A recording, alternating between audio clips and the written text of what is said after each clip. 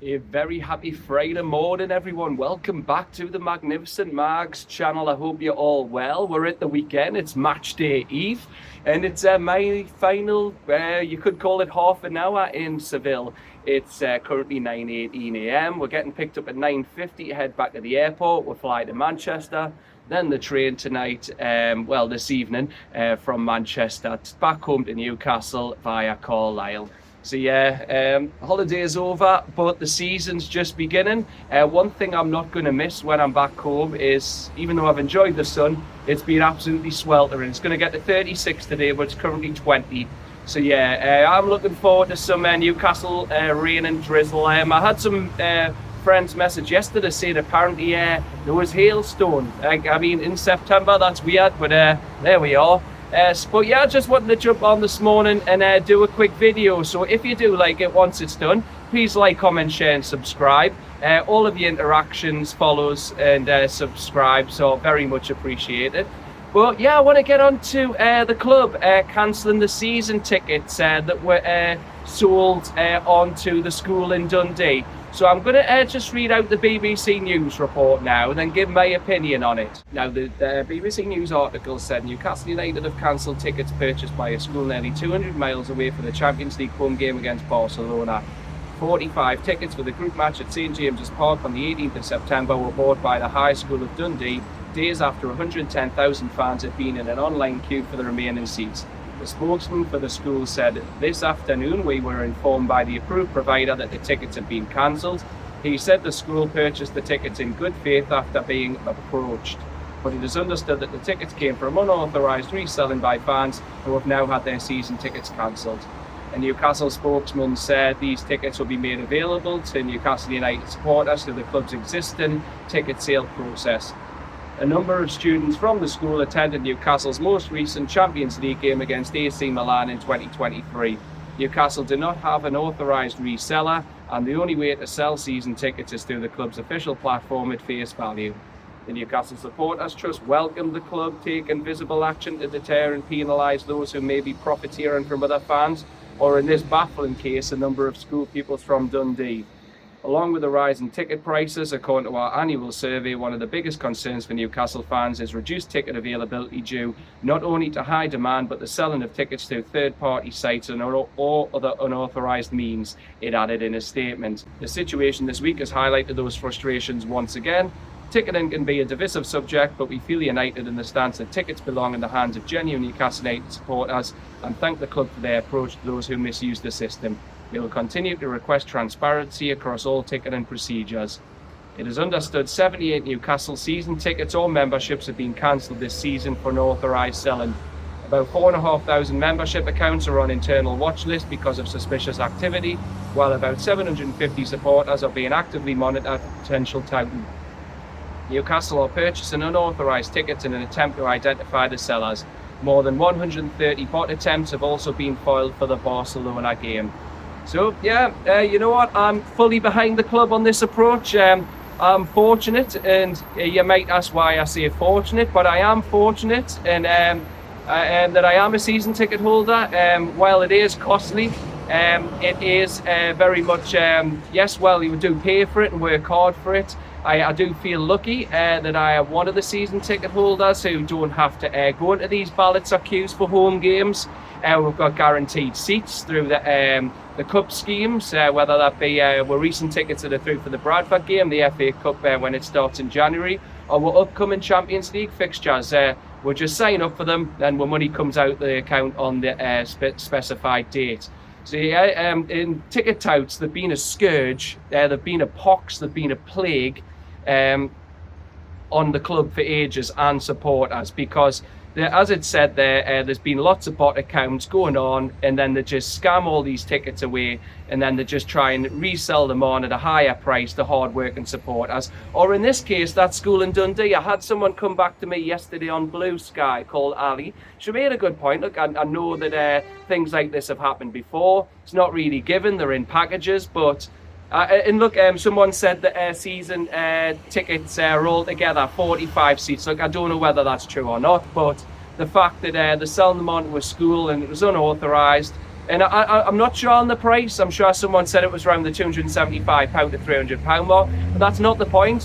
Why are tickets going from hard-working fans from the local area to a school in Dundee? That makes no sense. I mean, it said there in the article, and I seen the other day from mates who were in the queue for Barcelona tickets, it was, right, 110,000 people were in the queue. I think they had about 45, 50,000 ahead of them, 60 or 70 the other one at one point.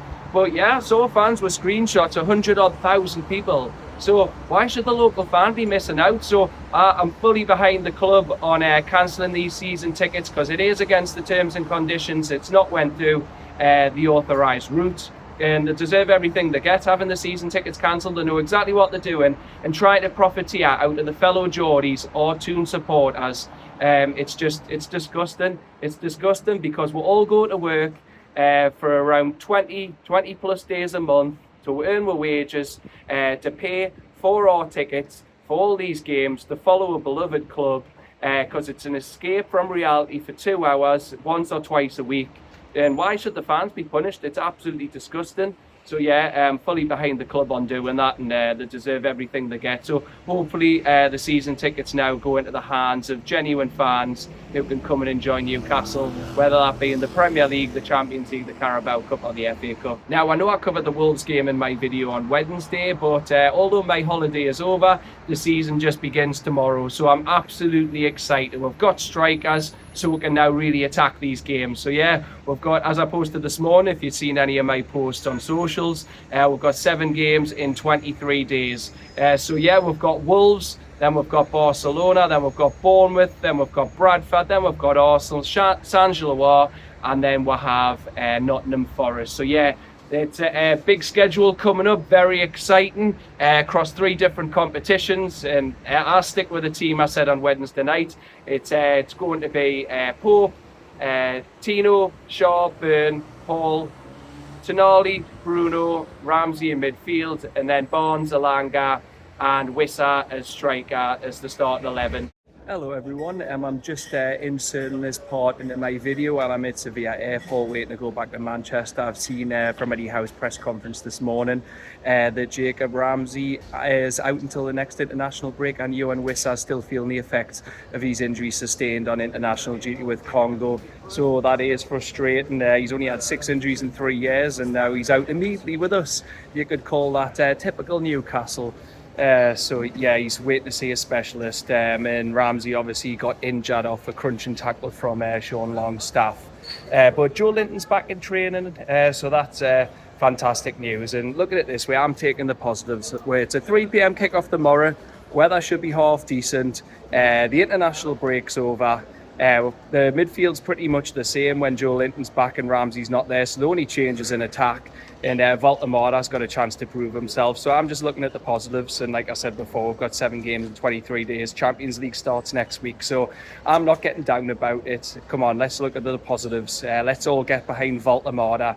It's basically the same team, but Woltemade's in for Wissa. It's unfortunate, and of course it is frustrating. It's one of those things, but let's just take the positives. And yeah, I just feel, like I said, on Wednesday, our season does start tomorrow, and we feel we can draw a line under the first 3 games, and now we've got a proper squad to really get the season up and running, and a win would be just the platform we need before we play that mammoth opening Champions League game on Thursday night under the lights against the mighty Barcelona.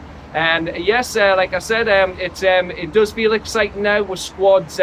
Although, yes, I do still feel we've lost a bit quality in terms of the man who I won't name who we've lost. We've got more depth, it's looking stronger, and now we've actually got some stability in the boardroom. It was great seeing the open letter pen to fans by David Hopkinson, and obviously the jobs that have come across his desk already, as well as getting new commercial deals. Like I said, I don't know whether it'll weigh on the Manchester City outcome with the Premier League or not.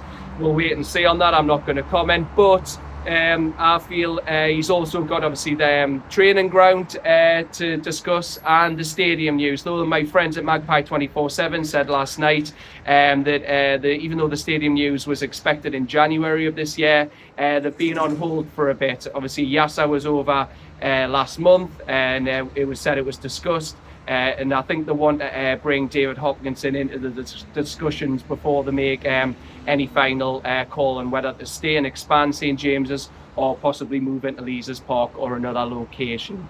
But yeah, that's it from me for now. Like I said, it was just a quick video this morning. I'm getting picked up now, 9:30, so I'm going to get in, and when I'm in the airport, I've got a 2.5 hour wait, so I'm going to get this video edited and uploaded for you before I jump back on the flight to Manchester.